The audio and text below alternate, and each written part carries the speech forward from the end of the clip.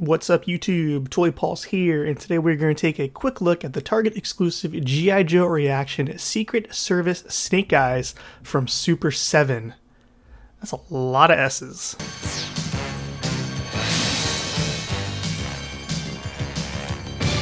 Secret Service Snake Eyes is a Target exclusive released as part of Super 7's ReAction line, a fillback line which reimagines various properties as 3 3/4 inch figures that could have existed in the 70s and 80s, heavily stylized after the original Kenner Star Wars figures. G.I. Joe is an interesting property for the line to adapt because G.I. Joe did have 3 3/4 inch figures in the 80s, but rather than mimic the style of the real American Hero toy line, Super 7 has instead opted to focus on doing stylized recreations of the real American Hero cartoon.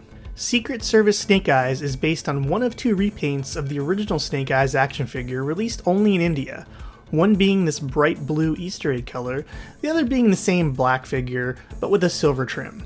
One of the coolest aspects of these figures is the packaging, which recreates the look of the original toy line, even including the full original file card on the back, something that Hasbro didn't even do on its recent Snake Eyes retro carded re-release. Further cementing that this is a callback to the original cartoon, instead of character art, we get a screenshot of cartoon Snake Eyes with the file card.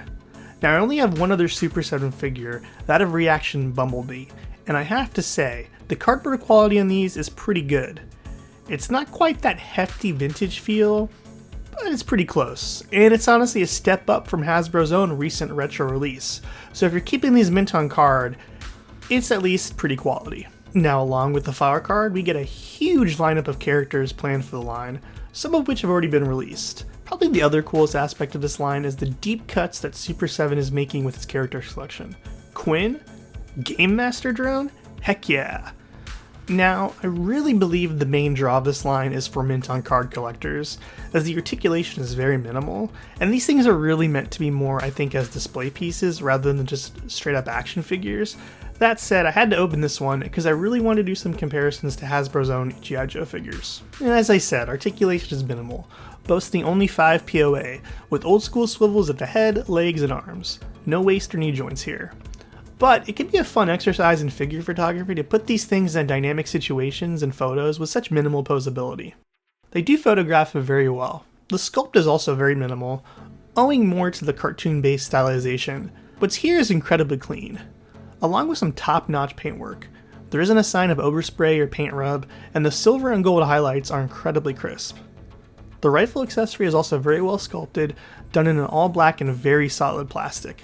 The quality of the plastic in general to this thing has a very nice premium feel. For some size comparisons, here he is next to Hasbro's recent O-Ring re-release Retro Snake Eyes. Here he is next to the Retro Series Snake Eyes and a vintage version 4 Snake Eyes, the best Snake Eyes around. Here he is next to a 25th anniversary Real American Hero Duke from a few years back. Here he is next to a G.I. Joe comic-based Duke from the same era, I believe. I could be wrong, this might have came out before the Real American Hero 25th anniversary stuff, but it was around the same time. Here are some shots of Snake Eyes riding the G.I. Joe 90s vehicle, the Patriot. The figure overall scales pretty well with vintage Joes, and Super 7 has an incredibly deep lineup of generic army builder grunts slated, so these actually could be a really good option if you're looking to build out your Joe ranks along with your vintage figures. Here he is next to a Ram Cycle from one of the G.I. Joe live action movies. I'm not sure which one, it was one of the ones that sucked, so take your pick. He can't really ride it very well because of the leg articulation, but he looks pretty cool standing next to it.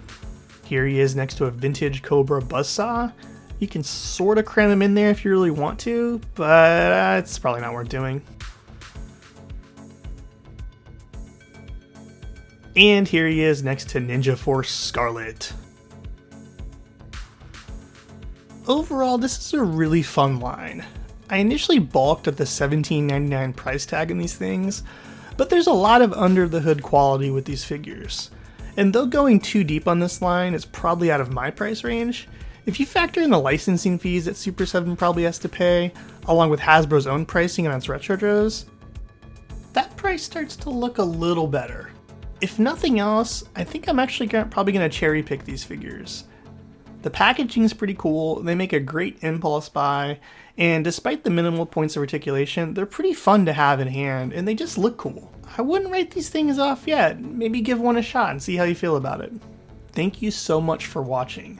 Follow me on Instagram at ToyPulse. Hit that like button, go ahead and subscribe, and let me know in the comments your thoughts on these reaction figures. Are you planning on picking any of these up?